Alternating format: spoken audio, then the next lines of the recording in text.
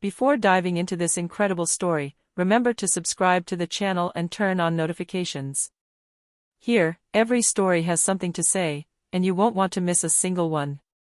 In the light rain of a winter evening in New York, a 12-year-old black boy, Eli Johnson, stands on the corner of a busy street. His clothes are soaked, his fingers are frozen, but he doesn't stop playing. His violin, old and battered, resonates with a melody so pure and so sad that it seems to stop time. Around him, hurried passers-by barely glance at him. Some slip him a few coins, others ignore him. But Eli doesn't play for the money. He plays for his mother, who has been hospitalized for months, and for the memory of his deceased father, who taught him every note, every breath, every emotion.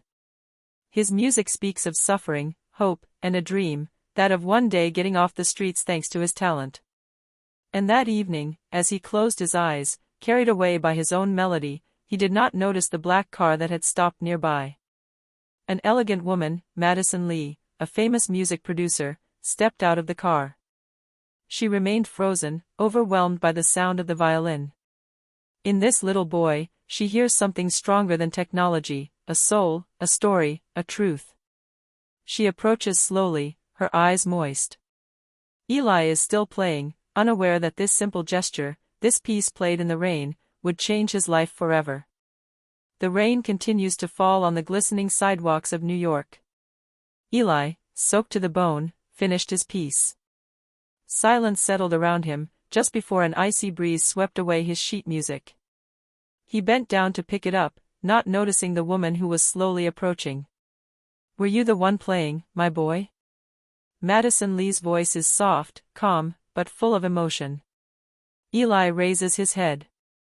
She is a woman in her 40s, elegant, with kind eyes. He nods shyly. "It was magnificent. Where did you learn to play like that?" "My father taught me that, before he left." Eli murmurs, lowering his eyes. Madison remains silent for a moment. The boy's sincerity deeply touched her. She looked at his violin, cracked on the side, patched up with ribbon. And despite his poverty, he held it like a treasure.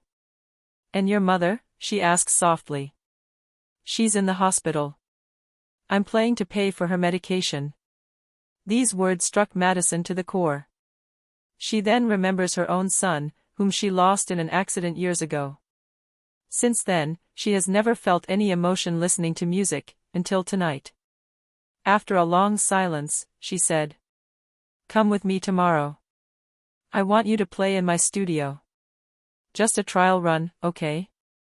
Eli looks at her suspiciously. Strangers have already made false promises to him. But something in this woman's gaze reassures him. She hands him her card. "Madison Lee, music producer. I promise, I only want to hear you play again." Eli takes the card, his fingers trembling. The rain stops. The sky slowly clears. Madison gets back into her car. Before leaving, she rolls down the window and says to him, "Remember your worth, Eli. The street is not your place." The young boy remained there, motionless, staring at the map between his fingers. For the first time in a long time, he feels genuine hope. That evening, he didn't know it yet, but he had just met the woman who would change his destiny. The next morning, Eli wakes up earlier than usual. The cold seeps in through the cracked windows of the small room he shares with his mother in the hospital. Before leaving, he approaches her. She is sleeping peacefully, connected to several machines. He places a kiss on her hand. "Mom. I think something good is going to happen." He takes his old violin, clutches the worn coat he received from a charity, and goes out into the still sleeping streets of New York. When he arrives in front of Madison Lee's building, he is speechless. Large windows, a huge hall, posters of famous artists he had seen on television. He hesitates to enter, but an assistant greets him with a smile. "You must be Eli. Madison is waiting for you." The boy timidly walks down the corridor. His wet shoes leave marks on the shiny floor. When the studio door opens, he discovers a world he could never have imagined: microphones, instruments, screens, people bustling about in every direction. Madison is waiting for him, sitting near the studio window. "Eli, sit down. I'd like you to play the same tune as last night." The boy nods. He takes out his violin and grips the bow between his trembling fingers. The sound engineers exchange astonished glances. What is a street child doing here? But as soon as the first notes rise, there is total silence. A pure, poignant melody fills the room. Each note seems to tell the story of his life: poverty, fear, love for his mother, the lack of a father. The technicians stop moving. Some have tears in their eyes. Madison, for her part, is closing her doors. This music pierces her heart. She hears her lost son and the sensitivity of this little boy. When Eli finishes, a long silence falls. Then Madison whispers, moved, "My God, Eli, you are a marvel." She walks towards him, her eyes moist. "From today onward, you will never play in the street again. You will record here. Your music must be heard." Eli can't believe it. He looks at her trembling hands, then at Madison. You really think I can become someone? You already are. All you need is the world to listen to you." And on that day, in a Manhattan studio, a new chapter opened for Eli Johnson, the black child who made the streets cry with his violin. The weeks go by. Eli recorded his first track in Madison's studio, "Hope in the Rain, Hope in the Rain." A title chosen by himself, in memory of the night when it all began. Every day, he practices tirelessly. His music touches all who hear it. But behind her shy smile, a growing concern was taking hold. His mother, who is hospitalized, is getting progressively worse. Between 2 recording sessions, he goes to the hospital, violin in hand. He sits down next to her, plugs in a small speaker and plays her his music. She smiled weakly, tears in her eyes. "It's so beautiful, Eli, your father would be proud of you. It's all thanks to you, Mom. You are my music." But in the following days, his condition worsened. One morning, Madison finds him sitting alone in a hospital corridor, staring blankly. She understands before he even speaks. The machines stopped ringing. His mother left without having been able to hear the final version of his song. Eli remained there, motionless, unable to cry. When the nurse gives him back the old scarf that his mother always wore, he clutches it to his violin. Then, without a word, he went out into the street. Under a gray sky, he settled down in the same corner as before, where Madison had found him. He picks up his violin and begins to play. The same melody. But this time, each note is a silent tear, a cry of love, a farewell. Passers-by stop. Some are crying without knowing why. Madison, who had stayed at a distance, watched him, heartbroken.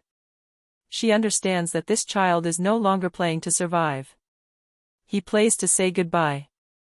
When the last note fades away, Eli looks up at the sky. A gentle breeze caresses her face. And he murmurs, in a trembling voice, "Mom, now you can hear me from up there." The months go by. Madison takes care of Eli like a son. She houses him, guides him, and makes sure he continues his schooling while pursuing his music. But nothing is the same for the boy anymore. Since his mother's death, he hardly speaks anymore. He only smiles when he plays the violin. One day, Madison decides to publish Eli's recording on the internet, the one he had dedicated to his mother. She expects nothing. She simply wants to share her story, her talent, her sincerity. But a few hours later, everything changes. The video goes viral.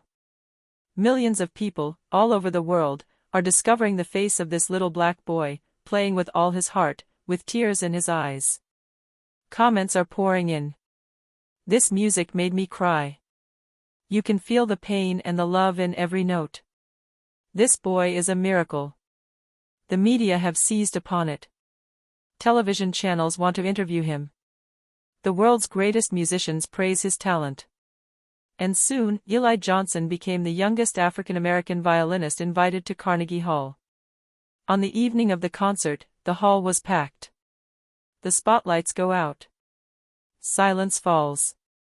Then, a single light illuminates the center of the scene, Eli, holding his old violin in his hands. He closes his eyes. And when he starts playing, the entire room holds its breath. Each note resonates like a prayer. A story of pain, love, and hope. Madison watches him from backstage, proud and moved. She knows that this boy did not just survive the streets, he transformed his suffering into light. At the end of the song, the audience rises in tears, and the ovation lasts for several minutes. Eli, for his part, raises his eyes to the sky and murmurs, "Mom, I kept my promise." A tear rolls down her cheek, and a smile lights up her face. The camera slowly moves closer to him, while his music continues, soft and pure. And that night, the whole world discovered that a street child can, with a violin and a dream, stir the soul of humanity.